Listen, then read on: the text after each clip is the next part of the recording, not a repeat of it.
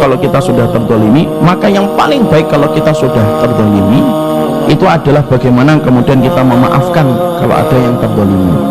Dan ternyata memaafkan, Pak, orang yang mendolimi kita dan kita tetap berbuat baik ketika kemudian kita itu memaafkan orang yang mendolimi kita, salah satu amalan yang paling berat yang apabila nanti ditimbang di dalam mizan kebaikan kita, saking gedenya amalan itu sampai mizan itu tidak mampu untuk menanggungnya.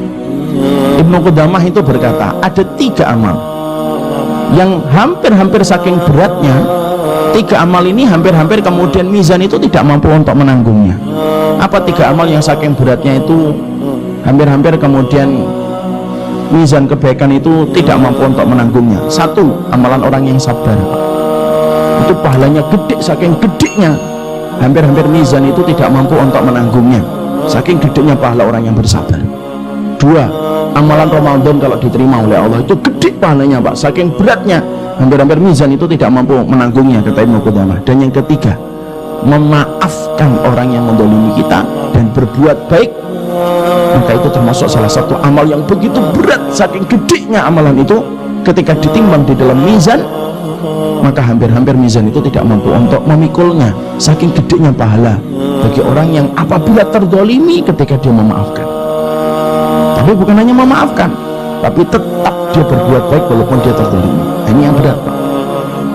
Makanya Allah menyampaikan dalam surat Asy-Syura, faman afa wa aslaha fa ajruhu 'ala Allah. Siapapun yang memaafkan orang yang mendolimi dia, wa aslaha, dan kemudian dia berbuat baik, fa ajruhu, maka pahalanya 'ala Allah.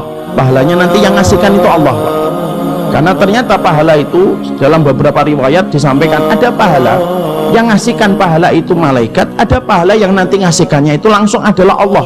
Saking gedenya keistimewaan dari ibadah ini. Apa itu pahala yang nanti ngasihkannya itu langsung Allah? Yaitu orang-orang yang dulunya ketika di dunia terdolimi, dia secara sah dan meyakinkan terdolimi, tapi dia memaafkan dan tetap berbuat baik sama orang yang mendolimi dia. Makanya nanti mereka akan dipanggil oleh para malaikat. Makanya malaikat itu nanti kalau sudah manusia itu berkumpul di padang mahsyar, ada orang-orang yang kemudian dipanggil oleh malaikat, aina haula ajruhu 'ala Allah. Jadi kalau manusia dikumpulkan di padang mahsyar, malaikat itu berkata, mana orang-orang yang pahalanya langsung diberikan oleh Allah dan tidak melalui kami? Maka menyambut seruan itu, Pak, siapa? Bukan orang yang sholat. Siapa yang menyambut seruan itu? Bukan orang yang puasa.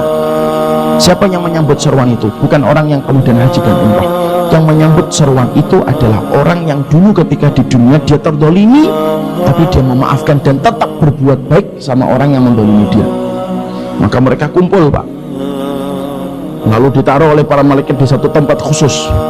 Pada tempat itu, kata Rasulullah, pada tempat itu Allah langsung memberikan pahalanya langsung dan tidak diwakili oleh para malaikat, saking gedenya pahala bagi orang yang memaafkan ketika dia terdolimi dan tetap berbuat baik, Pak.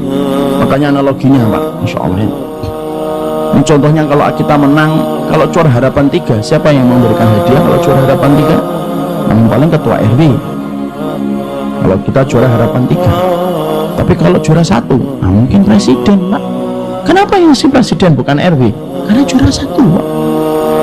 Makanya ada orang yang nanti itu pahalanya saking gedenya itu tidak mampu diukur, Pak.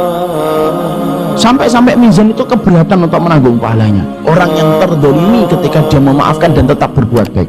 Bukan hanya memaafkan, Pak, disebutkan oleh ayatnya afa wa aslaha. Dia memaafkan